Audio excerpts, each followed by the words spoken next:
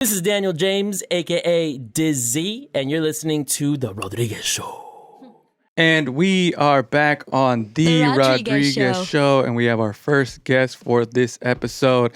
This is Aaron and Christine from StonedarAndTheMinx. Hi, how's it going, guys? Hey. Good, man. Beautiful. Hey, thanks for being here. Hey, appreciate you guys having us here, man. Thank you guys. Yes. Yeah. We'll plug the Instagram right away. StonedarAndTheMinx, 2 underscores on Instagram so they can look at all the delicious goods. How would you describe your business to somebody? I would say dessert shop, cookie shop, kind of dessert catering in a sense. Brownies. Yeah, so not only do you sell the brownies and the cookies and all the stuff, you also go and serve them at events? Yes, yeah. So we've done like weddings, birthday parties, baby showers. We've done it all. Yeah, I've been following you for a few years now, and you always get creative with the stuff, like especially, with Valentine's Day coming up. What's your specials for Valentine's Day? Oh, yeah. So we call it the True Love Box. So we're doing a half dozen cookies right now. They're heart-shaped. You can custom build it if you like to. Oh, nice. Yeah. Well, that's great. And so you've been doing it for a few years. Tell us how you got started. We started, it was actually, what was it, maybe 5-6 years ago now? Yeah. Close to that. Yeah, it was one of our buddies. I don't know if you're familiar with the Gutta Cigar, Jeffy. No. Well, he's one of the homies out in the 805 Oxnard area. Oh, and okay. They were throwing like a local event years ago. And we kind of just threw an idea together like, hey, let's just make like some sweets. Mm-hmm. And she was doing like some makeup stuff too. So we had like a little dessert makeup booth. And then after we did that first one, our other homies were like, hey man, like, do you guys want to set up like at this next show? You guys can do this, do that. And it kind of morphed into when we were doing like a THC chocolate fountain for a while. So we would go to the secret sessions in downtown LA. Yeah. I mean, so many, we would set that up when we have like strawberries, kind of whatever you can dip into the chocolate fountain. That's so cool. Yeah. That's what I was trying to think. I was like, you've done something else creative, and there was the chocolate fountain with the THC. So like that's kind of what we first started with, and kind of I feel like what really got us kind of out there and kind of recognized by a lot of people. Yeah. And then of course once COVID hit, that kind of died off fairly quickly. Mm-hmm. Nobody really wants a COVID chocolate fountain. Yeah. But and then I feel like everything we've done up until this point has kind of been like a pivot. Like we focus on one thing and then we realize that's not really working or it's not really getting to where we want to be. So then we pivot to something else. So now it's like all our cookies we're doing, that's been really, last probably 6 months has been doing really, really, really good. Yeah. So that's what we've been kind of sticking to more than anything, I would say. They're delicious too. Hey, thank you. Yeah, that's all her right here. She makes everything from scratch. I mean, every cookie's handmade. So for like an event like the Noah James event that I saw you guys at, how many goods are you making? Like, I would say at least a couple dozen mixtures of things too. Mm-hmm. The cookies, the other products, the chocolate bars, the capsules. You know what I mean? Yeah. But, like we set up at our where we're from in Oxnard. Our friend has a barbecue spot, and he's let us set up there a few times too. And we sold at least a few times over 100 cookies in a short period of time. Damn. And that was like probably one of our best ones yet of just strictly just cookies, you know what I mean? Yeah. Damn. And those cookies are big too. It's not just some little cookie. We say it's a 1/4 pound cookies, so it's like at least a 1/4 pound, probably closer to half a pound to be honest. Holy shit. So you mentioned COVID. Obviously you couldn't do live events. Is there any other challenges along the way while having this business since 2018? Yeah, what would you say? No, I would just say keeping that momentum going. COVID was hard, but we still did underground shows. It's a little bit harder to find those shows, but we definitely, it's the passion of ours, so we made it happen. Yeah. Yeah. Definitely. That's great.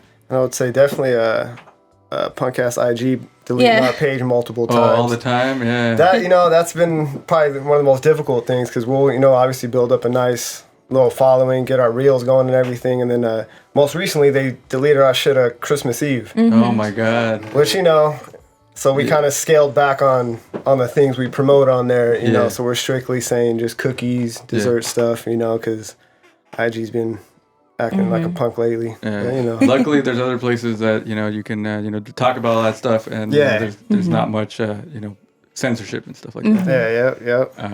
Yeah. So what are your goals for the next year? What do you plan to do this year? I think definitely do more shows.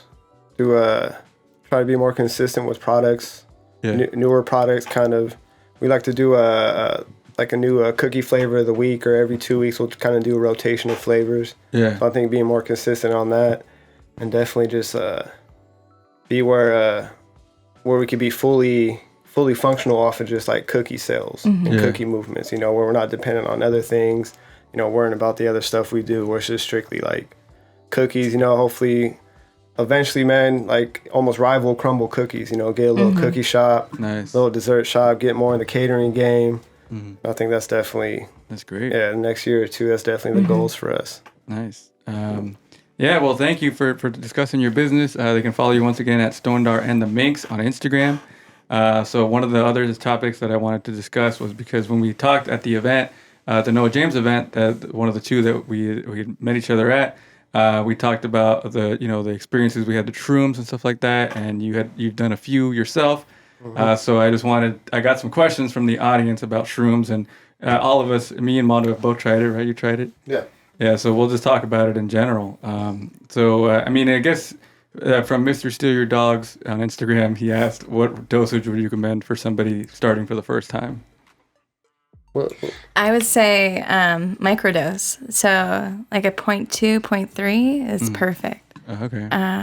Because if you go into that hero dose right away, you're gonna get scared and never want to do it again. I'd say, unless that's what you want to do. But for me personally, I microdose like every day.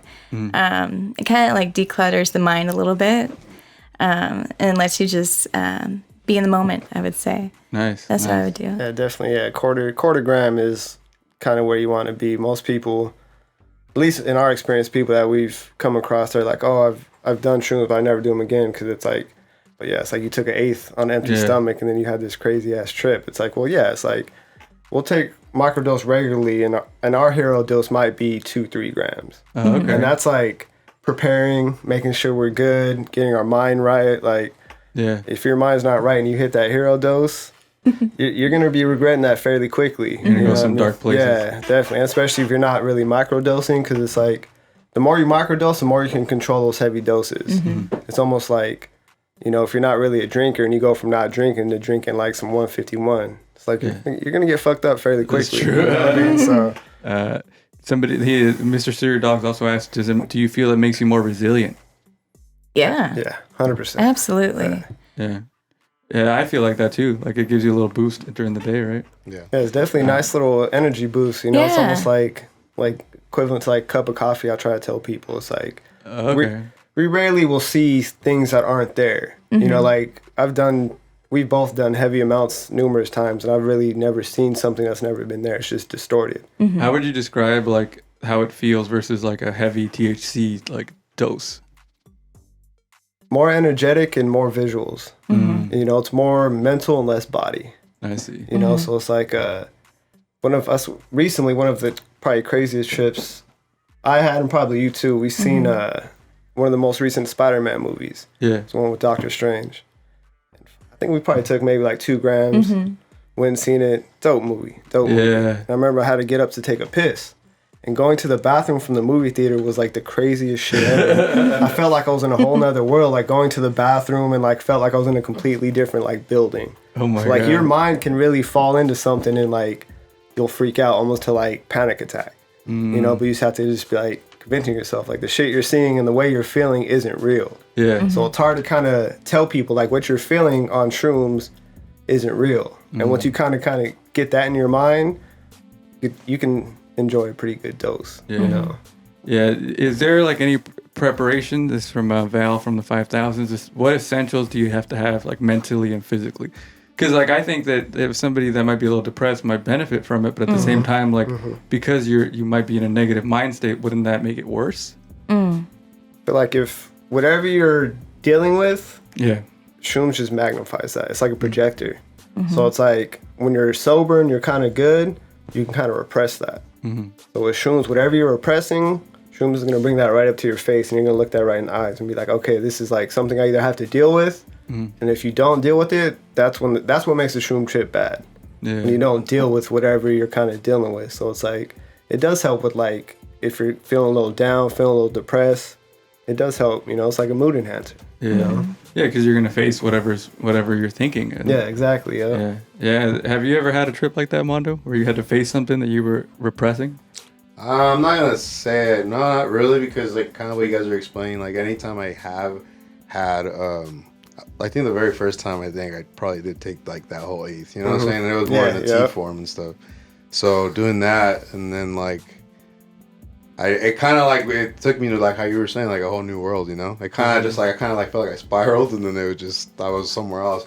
But like it didn't really give me such kind of like. I didn't go into like any type of dark place, you know. I was just having fun. Maybe I was just very happy and that's good, man. energetic. So it's cool. But I can definitely understand like how you say some people might take it and it's their first time and they take that whole dose and you know they might have not like what we're talking about preparing. They might have not prepared because they're just walking straight into it. I did that, but I kind of knew where I was getting myself into. You know what I'm saying? So it's like people that don't know what they're getting themselves into, then they just go into like. Maybe a darker spot. Yeah, that's true. That's true. So, but yeah, I've never really had a bad experience. I would say every time I did do it, it was good. I think one time I did kind of have a bad. I was kind of like mad because I couldn't find my ID, and then I found it. I thought I lost it. And I was pretty upset, and then next thing you know, I found it like later on, and it was like in my other jeans. And then everything was cool. You know? How often have you done shrooms? Would you say? To be honest, I've probably only done it like I want to say like 3-4 times. And that's been all just like kind of large doses. The first time was after that. It was kind of like more in like smaller amounts, small increments. But I did kind of keep working my way up to the nice. Yeah. Can you build a tolerance from it? What do you say? Yeah, I think so. I used to take it like religiously every day before I was pregnant, and then I stopped completely. And then right when I jump back in, I'm like, whoa, like even microdose is like pretty strong now. Yeah. But it helps so much. Like I personally take it at the gym. So it's definitely that boost of energy for me. It gets you like locked into like whatever workout you're doing too. Yeah. But yeah, I definitely think like if you take a break from it, it's gonna be stronger after a while too. Yeah. And then you have your different kind of, I don't know if strains is the right terminology, but you have different types of shrooms, you know? So it's like the ones most people are most familiar with are say like gold caps, golden teachers. And then you have the stronger strains which are called penis envy. They're little fat little chos that, you know, big boys. And that's like, I tell people like golden teachers and the gold caps where people are more familiar with is like drinking beer. You go on the envy strains or the envy types and that's like drinking like pure liquor. So it's like some people are like, oh, well, I had an eighth of these and that didn't work and then I had an eighth of these. It's like weed, you know? It's like some of them have a higher THC content. Some types of fungus have a higher psilocybin content. Yeah. So it's just like learning that too and learning like what strains or like which ones kind of help you more. It's almost just like a guessing game. You know, once you figure it out, you're like, okay, that works better. Like, I'm going to stick to this one. So it's all about, you know, just listening to your body and how it feels. Yeah, 100%. Yeah. Yeah, I mean, and that's the thing is I feel like it does help with like, you know, microdosing does help with mental health and life changes. I think like you adjust to life a little bit better. yeah, definitely.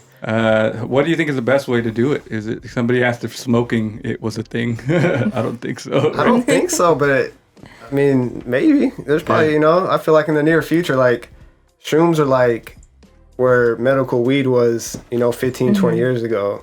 So we're like California, Washington, Colorado. It's like the forefront of shrooms, you know? So it's like you got shops opening up, you got all this crazy shit happening. So it's like eventually it might, I mean, I personally wouldn't do it, but there might be something that is smokable in the near future. Yeah.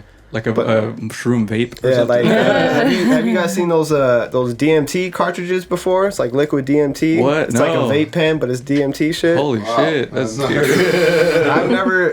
done DMT, we've done DMT, but I've never tried the cartridge. I've just heard horrible things from it. But I feel like that might be shrooms in the near future too. Yeah. But I definitely think the best way to do it is filling capsules. Like, you know, little gelatin capsules, you know, because then it's a controlled dose, you know exactly how much you're taking. So it's like, and you could do it like, okay, here's like a quarter gram, wait 45 minutes, okay, I gotta take a quarter gram. Because people always are like, oh, is it the caps or stems that are more? And it's like, it's such a variety. it's always hit or miss. So if you're just eating that same capsule, it's a more controllable kind of dose. Yeah. Or chocolate bars too, because they say if it's mixed with chocolate, it has almost a different effect in a sense. Yeah, I think like you said though, that's probably the best way. That's always been intimidating, just like looking at the shrooms. I'm like, oh yeah, what do I do with this? Exactly. Yeah, and they taste like shit too. Yeah. So it's like it's hard for. That's why we started making capsules, because it's like tasting. Just I feel like that almost not ruins the experience, but it definitely does change it when you got to eat this nasty shit. You're picking it out of your teeth and all that. Like, it's horrible, man. Yeah. Have you guys, long-term users, have you ever had any negative effects from it? I've always had pretty enlightened deals with it, I would say. I remember the first time I ever took it, I had like a completely out-of-body experience where I was like looking at my hands. I'm like, these are my hands? Like, they look so different. Or it just felt like I was walking on a cloud. But it's cool. It gives you a different perspective on life, and it gets you out of your own headspace for a bit.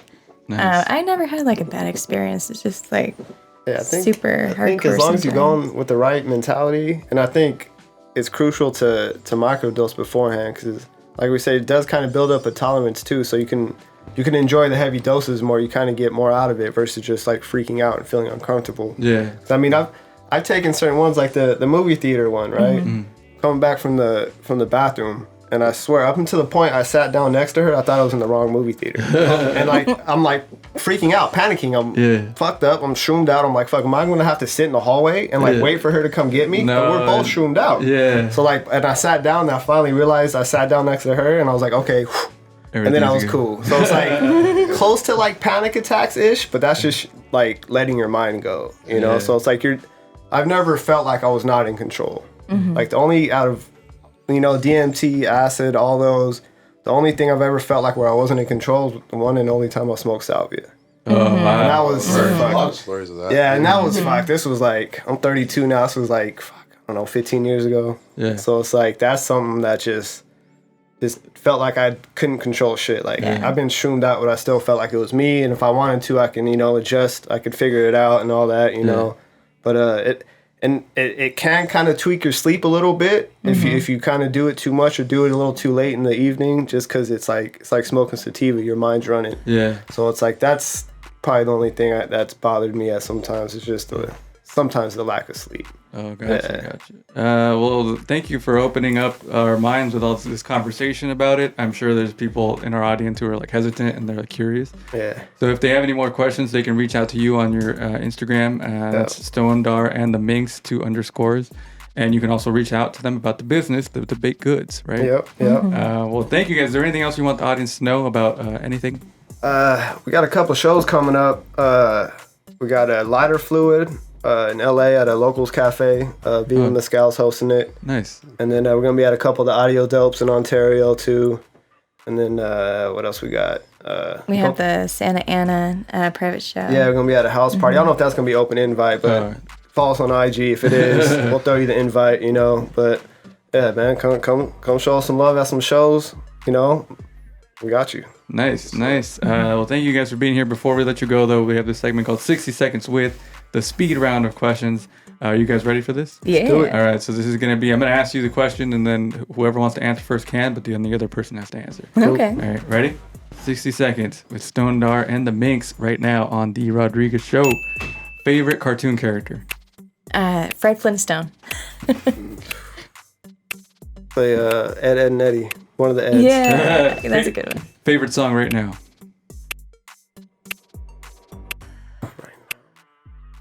Well, you know what? I just heard Chance the Rapper. Like, it's old school, but... I'll say some Benny the Butcher songs. Yeah. Hey, nice. Do you guys have a hidden talent? I can play the clarinet. Oh, nice. I can sing opera. Oh, yeah? Yeah. Whoa. Indica sativa hybrid? Sativa, yeah. Netflix, Hulu, or HBO? Hulu. Yeah, Hulu. Yeah, Team Hulu. What's your favorite Hulu show right now? Oh, Bob's Burger all the way is my favorite. That's like Always Sunny. Always Sunny's my shit. Favorite movie? The Hangover. Nice. I'll say definitely Spider-Man.